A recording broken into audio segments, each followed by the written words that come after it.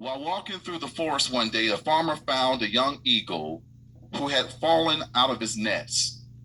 He took it home and put it in his barnyard, where it soon learned to eat and behave like chickens. One day, a layperson passed by the farm and asked, "Why is this ruler of all birds confined to a barnyard with chickens?" The farmer replied that since he had given it chicken feed and trained it to be a chicken, that the eagle had never learned to fly. And since it now behaved as the chicken, and it no longer knows that it is an eagle, it would still remain to be a chicken. The layperson replied, "But still, the eagle has the heart of an eagle." The layperson replied that with such adamant behavior, that he took it upon himself and he lifted the eagle toward the sky and said, "You belong to the sky and not among chickens who are limited to the earth. Stretch forth your wings and fly." The eagle, however, was confused. It did not know what it was, and seeing the chickens eat and feed, the eagle jumped down to be with the chickens again. The layman then took the bird to the roof of the house and urged it, saying, "You are an eagle. Stretch forth your wings and fly." But the eagle was afraid of its unknown world, and again it jumped down back to earth to continue eating with the chickens. Finally, the layman took the eagle out of the barnyard to a high mountain. There he held the ruler of the birds high above him and encouraged the eagle, saying, "You are an eagle. You look strong and you look healthy. Stretch forth your wings and fly." The eagle looked around and then back towards the barnyard, and then he looked up to the sky. Slowly, the eagle begins to stretch its wings, and with a triumphant cry, soared away into the sky. Laity and clergy. In leadership, as in life, you will have competing voices. Those who will cause you to walk with the chickens, or those who will encourage you to soar like the eagles you are.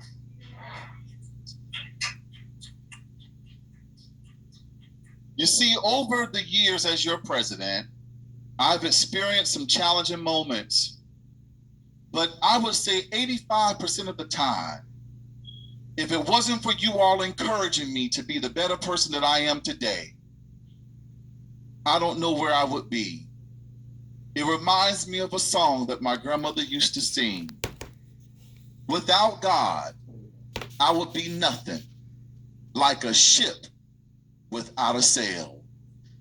Thank you for undergirding me through these years. The road has been quite nice with you by my side.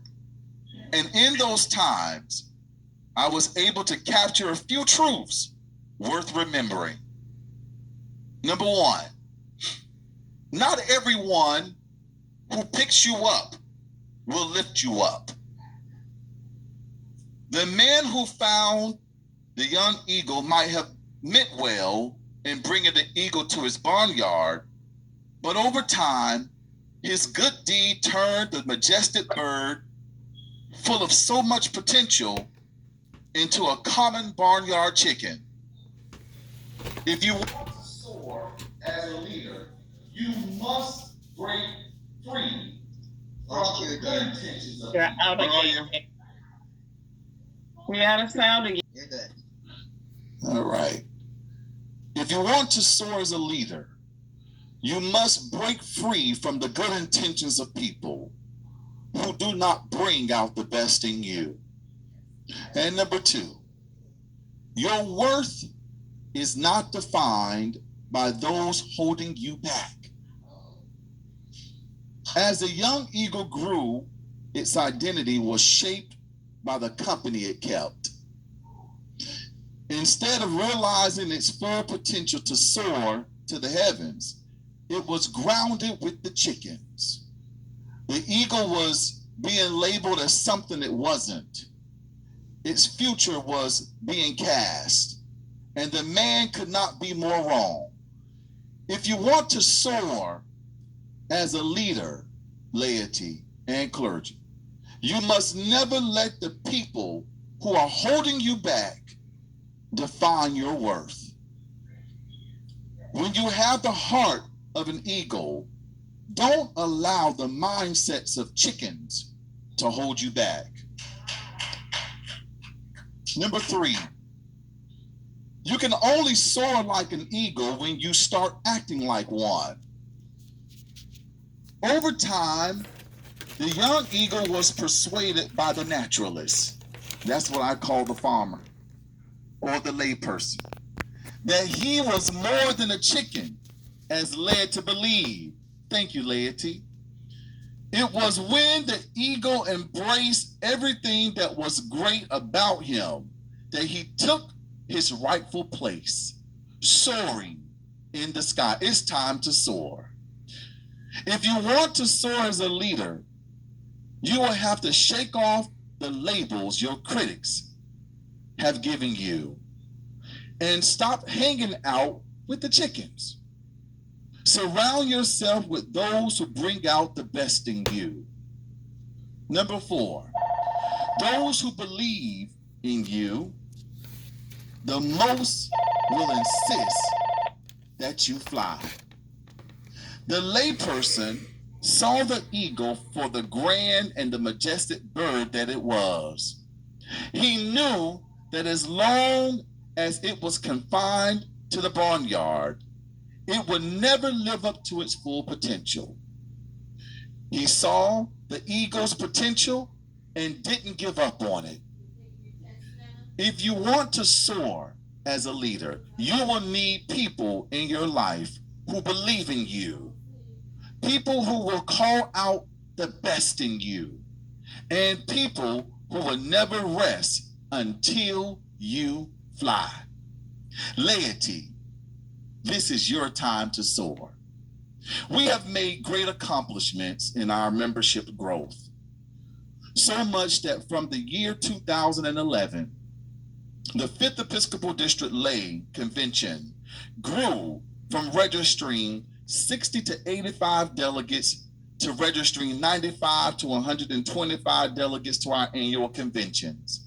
And this year, at the 64th annual session, we are 205 strong. Give yourselves a round of applause. We have made great accomplishments in our finances, so much that since 2011, our profits grew 20% annually every year. We have made great accomplishments in our evangelism and social action outreach programs, so much that over the course of 5 years, your 5th District Lay organization collected over 11,000 pairs of socks and donated them to organizations to people who are in need.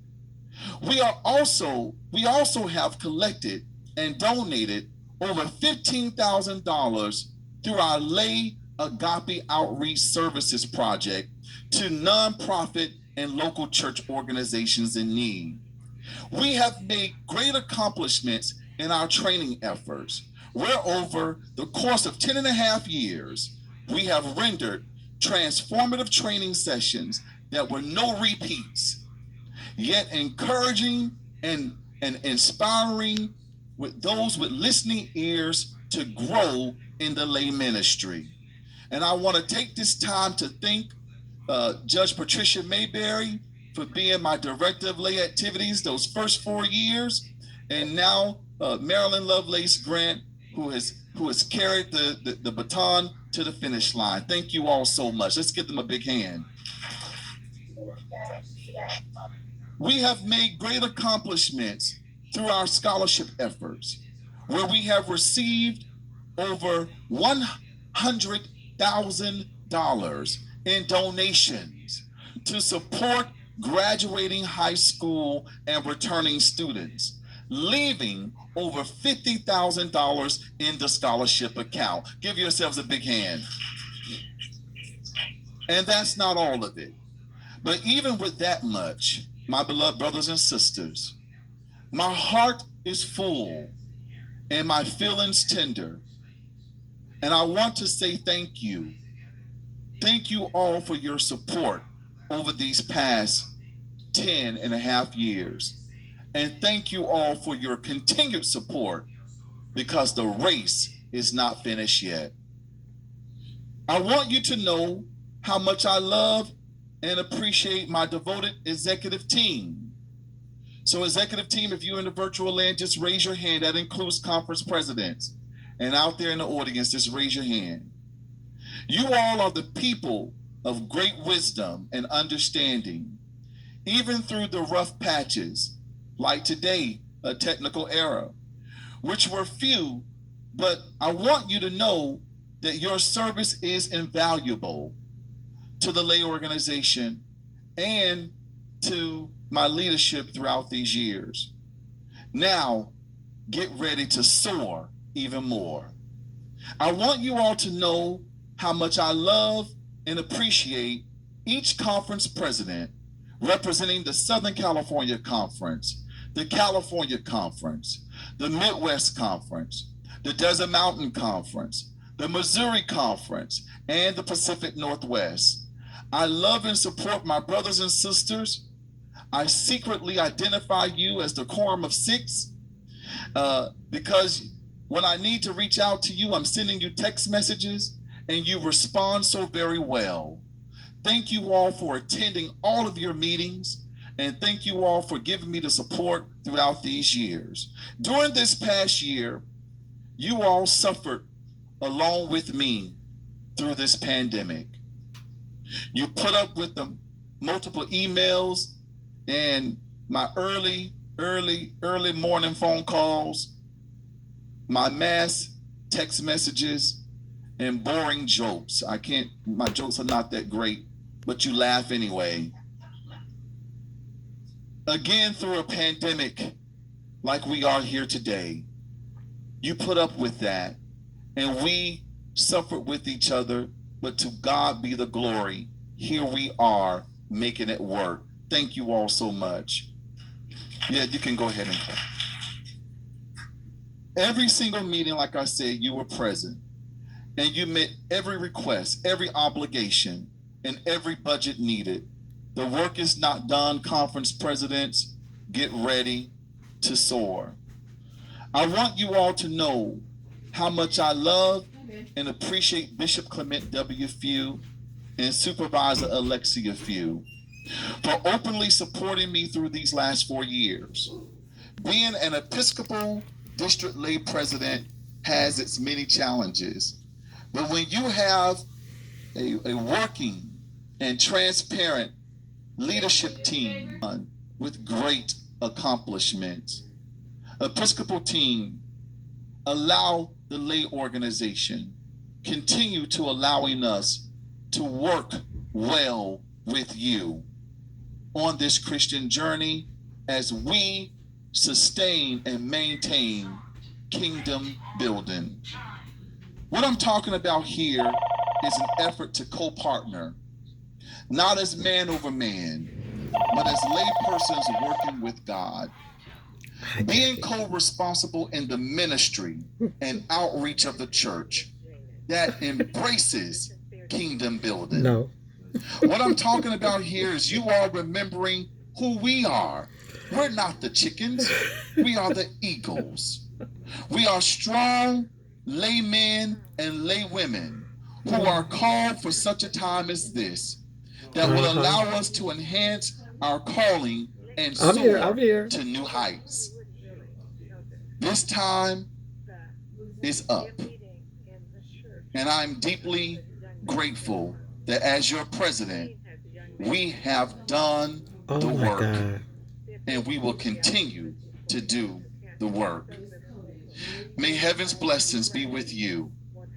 May your homes Exactly. be filled with harmony and love.